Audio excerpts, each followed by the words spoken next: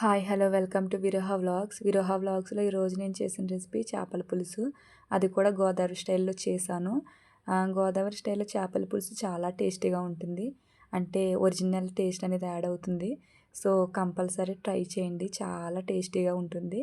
So ప్రాసెస్లోకి వెళ్దాం. First pan పెట్టుకుని దాంట్లోకి ఆయిల్ వేసుకోవాలి. ఆయిల్ కొంచెం హీట్ అయిన తర్వాత దాంట్లోకి మనం సన్నగా తరిగి పెట్టుకున్న ఆనియన్స్ని యాడ్ చేసుకుందాం.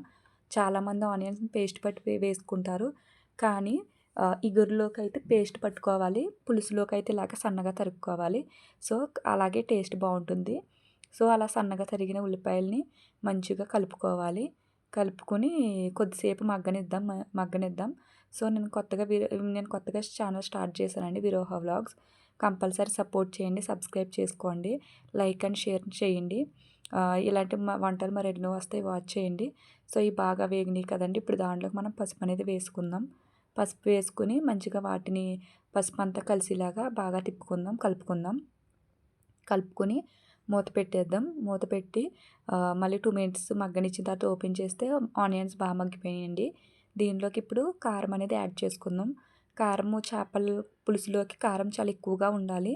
సో కంపల్సరీ ఎక్కువే వేసుకోండి. తక్కువగా ఉంటే నీచు వాసన అనేది వస్తుంది, కాబట్టి కొంచెం ఘాటుగా ఉంటేనే బాగుంటుంది. సో దాంట్లోకి వాటర్ వేసేసుకుని ఒక 4 పచ్చిమిర్చి మజ్జిగ చీల్చుకుని దాంట్లో వేసేసుకుని మూత పెట్టేసుకుందాం. సో అవి కొంచెం ఓపెన్ చేసరికి బాయిల్ అవుతూ ఉంటాయి. సో అప్పుడు మనము నీట్గా కడిగి పెట్టుకున్న ఫిషెస్ని దాంట్లో యాడ్ చేద్దాం. సో ఫిషెస్కి కొంచెం సాల్ట్, లైట్గా పసుపు వేసుకుని బాగా కలుపుకుంటే దానికి ఉన్న నీచు వాసన కూడా పోతుంది. సో నీట్గా శుభ్రం అయిపోతాయి. అలా కడుక్కున్న వాటిని ఒక్కొక్కటిగా పక్కన పెట్టుకుందాం. ఒకదాని మీద ఒకటి అలా వేసేయకూడదండి ఒకేసారి. సో అలా పేర్చుకుని దాని మీద మనం కర్రీ లీవ్స్ అనేది యాడ్ చేసుకుందాం. ఇది మంచిగా మగ్గింది. ఆ కర్రీ లీవ్స్ ఫ్లేవర్ కూడా మంచిగా పులుసులోకి వెళ్తుంది. ఇప్పుడు మనం చింతపండు పులుసుని వేసుకుందాం. నేను ఒక 1 కేజీ చేపలకి మనకి ఒక పెద్ద నిమ్మకాయ సైజ్ అంతా చింతపండు తీసుకుంటే సరిపోతుంది. దాన్ని బాగా నానబెట్టి పులుసు మొత్తం పోసేసుకోవాలి. సో వేసేసుకున్నాం కదండి, మూత పెట్టేద్దాం. ఓపెన్ చేద్దాం. ఓపెన్ చేసిన దీనిలోకి మసాలా ఏంటంటే గసగసాలు, ధనియాలు, జీలకర్ర, ఒక చెక్క, ఒక లవంగ, ఒక ఇలాచి, ఇవే వేసుకుందాం. ఇదే ఫిష్ మసాలా అండి. వెల్లుల్లిపాయలు ఇది ఫిష్ మసాలా. ఇది మొత్తం కలుపుకొని వేసుకోవాలి. అల్లం యాడ్ చేసుకుంటే సీ ఫుడ్కి ఎప్పుడు కూడా మ్యాక్సిమం అల్లం అవాయిడ్ చేయాలి.